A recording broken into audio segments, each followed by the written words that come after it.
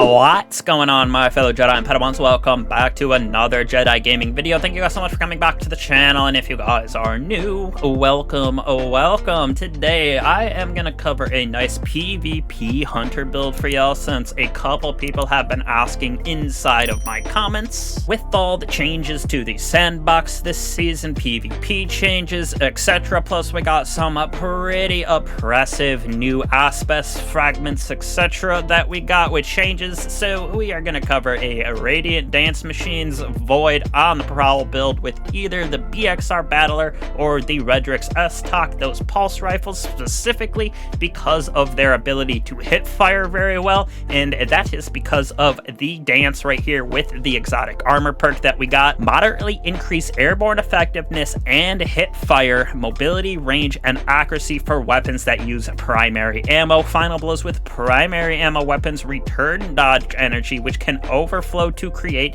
additional charges. So absolutely disgusting with these builds, especially with On the Prowl, getting all that smoke, all that invisibility going on, plus that hit fire, mobility, range, accuracy for both of those pulse rifles that we are going to be using is absolutely disgusting in my personal opinion. You could throw on, if you really wanted, Dead Man's Tail. That is also very good at hit firing with this build and the PvP realm, but we're gonna go with both of those super oppressive pulse rifles as well. As for the subclass that we're going to be using for Void, I personally went with Spectral Blades. I think it is very good for getting those defeats, especially in something like Comp or Sixes. Maybe in Trials you want to use Deadfall to shut down some of those other supers, so that would be my two choices. I usually don't play on my Hunter basically ever inside of the PvP realm. I am definitely a big Titan main, just all over inside of the game, so my gameplay is definitely a little lackluster. I've been trying to practice, so it was a little bit better for y'all, but if you're a Hunter main, definitely this build will suit you perfectly.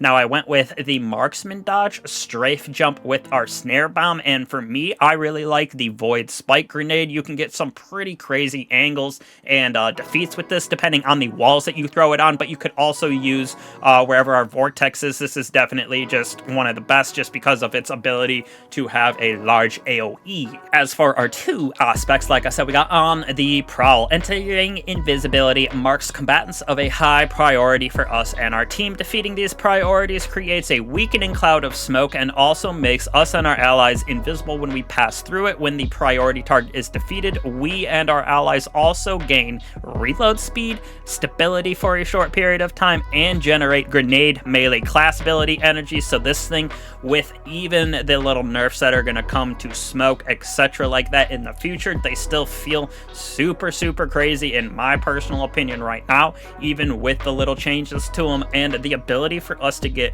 reload, stability on weapons, as well as all our abilities back just by defeating those targets that are high priority is disgusting in the PvE realm, or the PvP I should say, even good in PvE. I personally went with Vanishing Step, so it's a little bit easier for me to consistently go invisible to get on the Prowl to mark, because we're gonna have a Vanishing Step with our Marksman's Dodge, and then with Radiant Dance Machines we're gonna be able to get maybe multiple in a row, which is super disgusting in my personal opinion, so these are always going to be procced.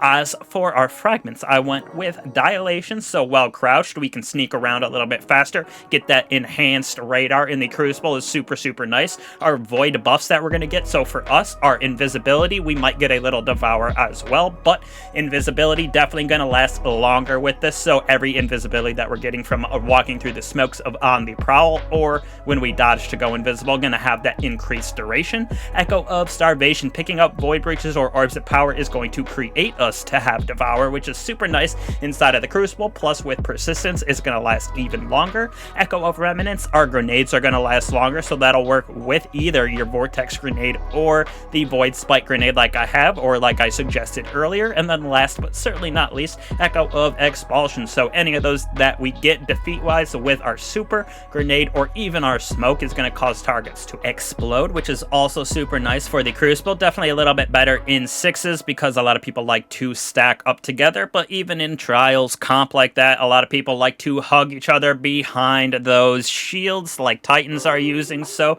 you can get a nice big old explosion explosion, doing extra AoE damage, get that smoke to proc, weaken them, and absolutely map Guardians. In the gameplay, I had 2 different versions, like I said, which you will see in a second here because of the weapons that I'm going to be using, but it is a super good, super meta build right now. Definitely oppressive in my personal opinion. Between this and Titans hiding behind their little barricades with bolt charge, those are definitely easily the best 2 builds inside of Crucible at the moment. As for the 2 weapon versions or options that I'm going to be using on this, I personally just went with a Tomorrow's Answer. You could really throw on anything that you like for your heavy ammo, but I got ourselves the BXR Battler because of that hip fire with this, as well as the Chaperone.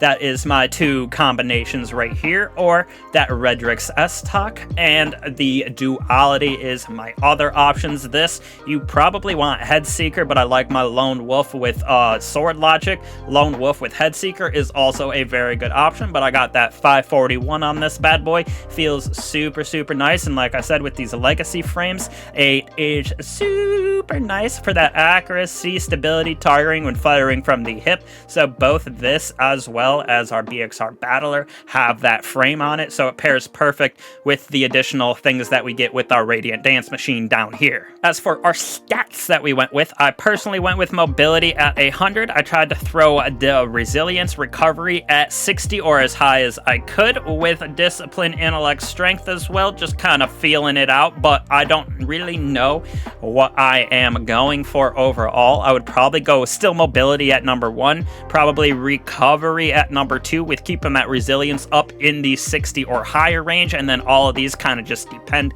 on my armor, or on your armor I should say. I don't have too many hunter. Like I said, I don't play hunter that often, so my armor is a little lackluster compared to my Titan and my Warlock, but that's the kind of stats that I would build out. As for your mods that I have on, definitely on your helmet, you could go with your solar or your stasis targeting, depending on which pulse rifle you are using. I went with Powerful Friends, so our allies can also get that armor charge when we pick up Orbs of Power. Same thing on your chest and your arms. You can switch these out depending on the weapon, different choices that you're going to be using. So you could go with Reloader, you could go with the Stasis, and then Dexterity Solar if you're using Duality and S-Talk, but I was using the good old BXR Battler and the Chaperone, so that's why I went with this bad boy. Same thing on the chest piece. If you're using BXR, go with Solar. If you're using S-Talk, I go with the Unflinching Stasis aim. As for our boots, I went with Repercussion with the double Absolution, so when we pick up Orbs of Power, we're going to get a little bit of health plus all of our abilities back. And then on our class ability, when we dodge, we're going to get all those orbs to come to us when we're close to them. We're going to create more Orbs of Power with Reaper, and also get back our grenade a little bit faster, because I do like the oppressiveness of that Avoid grenade that we got on. If I'm being completely honest, on our Tablet of Ruin, there isn't much to throw on here. I was maybe going to throw on this flashover, so if we do have a Titan on our team with bolt charges, this is going to be a little bit better for us, but besides that, there's really nothing that fits inside of these, if I'm being completely honest, because they all take on, like, using void weapons. We can get a couple like this, Malignant Harvest, if we get volatility to be spread, causes our next void weapon damage to create that weakening burst, which might be from our rocket, kind of, but like I said, nothing really on our tablet is going to be useful besides maybe this right here, so casting a super while we're critically wounded or have an elemental buff. So for us, Devour or Invisibility is going to allow our super to do some more damage, which is nice for taking on Guardians in their super, in wells, etc., stuff like that. So as for our tablet, nothing really that you need to have on, maybe besides Limit Break and Elemental Siphon, but again, not too crazy of a artifact for the PvP realm, unless you're using void weapons to get that volatility to proc on this build. So up to you with your tablet, but this is definitely, like I said, one of the best builds right now, especially in like Trials 3's comp like that. This with a Titan, a Striker Titan, using that bolt charges, using your Rally Barricade, the combination of those two is absolutely disgusting. I think if you run 3 Hunters with this build, you can basically beat any team out there, just because of the amount of invisibility, the amount of smoke the amount of weakening that you got going on is absolutely disgusting in my personal opinion. I hate playing hunters right now. I really don't play hunter ever. Like I said, I'm definitely a Titan main, and then I probably second warlock after that, based on like my armor that I have, based on the clearest that I do inside of endgame content for both PvE, PvP. Definitely hardly ever touch my hunter unless we're going through doing it 3 times. My hunter will be the last one that I use. So up to you, but definitely give this build a try. My hunter mains definitely is oppressive. Like I said, I don't play that often, so my gameplay is about average, maybe a little bit better, but y'all that main hunter definitely can abuse this build and make sure you basically always go flawless, always win in your comp games. Going through supremacy right now for Guardian games is absolutely wild. So again, definitely try it out, my hunters. I appreciate all you guys, Titans, Warlocks, and Hunters, for coming back to the channel as always. Don't be afraid to like, subscribe, slap that bell if you haven't. Also, join up on the Discord. We're trying to get that popping with some nice raid help, GM help, strike helps, stuff like that. Plus, we're going to try to do some movie nights, anime nights, etc. So definitely join it up, get it popping. And again, I just appreciate all you guys for always coming back to the channel. Means a lot to me. I'll catch you guys in the next one. Peace.